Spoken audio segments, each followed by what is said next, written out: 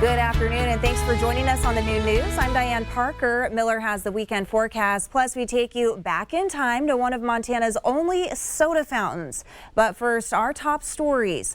The long Labor Day weekend is underway, with AAA reporting about a third of Americans traveling for the holiday, matching pre-pandemic levels. Close to 13 million Americans will fly this weekend. And many Montanans are going to have to beat the heat for this Labor Day weekend, too. Let's go ahead and send it on over to Miller Robson for a look at the rising temperatures ahead of the holiday. Happy Friday, everybody, and TGIF as we head into the weekend, the long holiday weekend. Today, especially central and eastern parts of the state, benefiting from a cold front coming through, bringing those temperatures down. Some of us may not get out of the 80s. Still very hot on the western side of Montana. Look at Missoula trying to get up to about 97 today. 95 projected in Helena, but we'll go 89 in Lewistown, only 88 today in Glasgow, as well as Miles City. Billings and Jordan trying to get up to about 91 today. Northern parts of Wyoming will go 88 in Cody, 94 in Sheridan, as well as Worland. Mention that cold front, there it is. Cooler temperatures coming in, and then it gets hot. Could we see a lot of records fall over the next several days? We'll take a look coming up.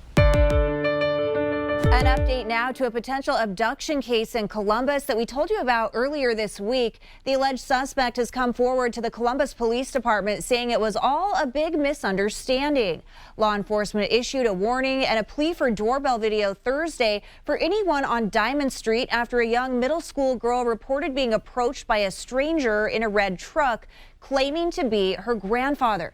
After seeing media reports, a 69-year-old man advised police that he had stopped for what he believed to be his granddaughter, who was walking down the street. He said he had not seen his granddaughter in some time due to a falling out with family. The driver does not reside in Columbus, but owns property that is up for sale, and he had come to work on it. Police say they are still investigating the man's statement, but it appears this was a case of mistaken identity. This afternoon, a warning coming from President Biden saying our nation's democracy is under threat from former President Trump and his supporters.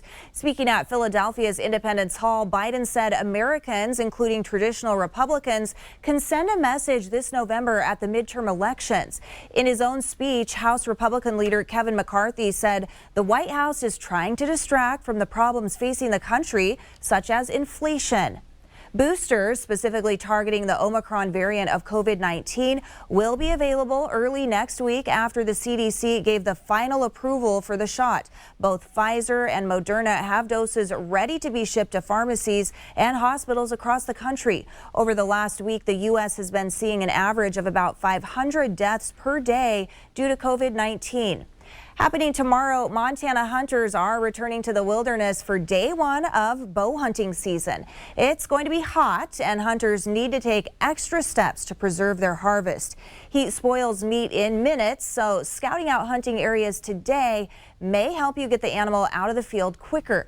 Now, if you are lucky enough to land a buck, make sure you don't waste time cooling it down. Skinning it immediately is almost a necessity. Getting the meat into some sort of coolers or refrigerator or a walk-in cooler if you have access to that, having a processor lined up. And hunters should make sure, of course, that they have plenty of water and sunscreen. Well, students at the largest high school in the state are placing heat on the school district officials as the temperatures increase this week, but Billings West still has no AC. While the district is in the process of installing air conditioning in several elementary schools, none will be going into the high schools due to funding sources and how money can be allocated. Billings Senior also does not have AC.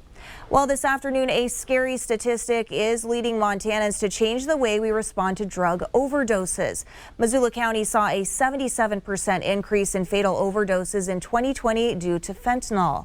Here's MTN's Katie Miller with ways Montanans are stepping up to help. In the right-hand corner is a full blocker. Nurse practitioner Jacqueline Towernicki attended a drug overdose training at the Missoula Public Library on Wednesday to hear about Montana's drug problems and solutions. A lot of people that suffer with mental health, and a lot of people that suffer from abuse, and a lot of people that have these other challenges in life Substance use is so common with it.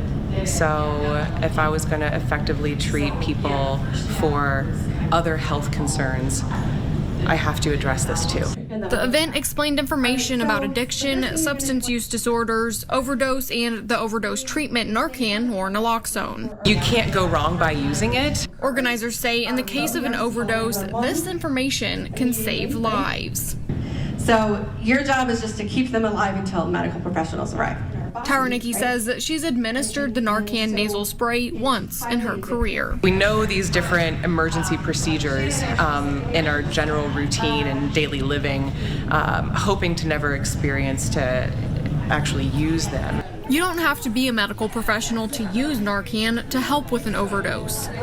Everyone knows where a nostril is. You put it in the nostril and you press the plunger. Several organizations give it out for free, including the Missoula Health Department, Open Aid Alliance, Western Montana Mental Health Center, and All Nations Health Center. You can also get it at most Montana pharmacies with a prescription. In Missoula, Katie Miller, MTN News. Tourism is a big driver of Bozeman's economy. Now the city of Bozeman is looking to tackle its short-term rental policies. As many homes throughout the valley sit empty, the city wants that to not be the case anymore. I think right now we're in the middle of a housing affordability crisis. As the prices of homes soar in Bozeman and houses sit empty, the city is looking to answer the question of whether supply can be added to an already scarce market. Whether converting more of those short-term rentals to longer-term rentals would do something for housing affordability. According to AirDNA data, in Bozeman's 2 zip codes, there are more than 400 active listings in each zip code. However, some of these numbers do take into account those outside city limits.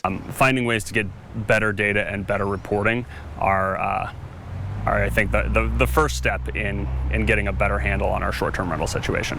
The Economic Development Office's biggest recommendation to the City Commission is to collaborate and communicate more with the platforms.